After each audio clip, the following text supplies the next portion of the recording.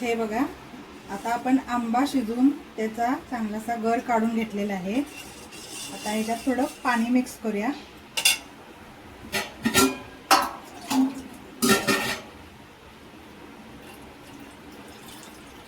जेवढं पाहिजे तेवढं तुम्हाला घ्यायचं आहे पाणी.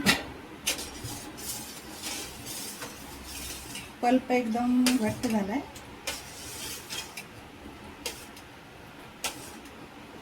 आता ह्याच्यात आपण मीठ घालणार आहोत.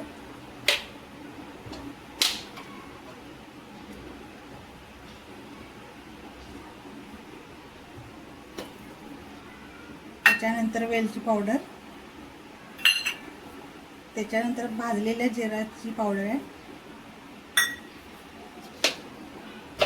ह्याच्यात साखर नाहीतर गूळ दोन्हीपैकी एक काहीतरी घालायचं. गूळ घातलेला चांगला, मी साखर घालते.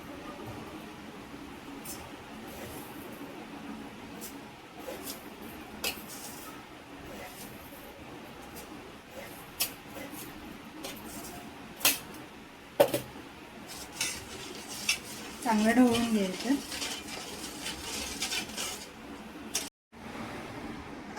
हे बघा, आपलं आता पन्ह तयार झालेला आहे मस्त असं.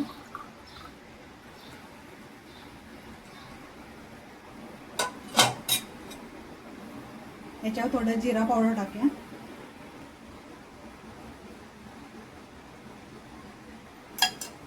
मस्त थंडगार असं आपलं पन्ह तयार झालेलं आहे.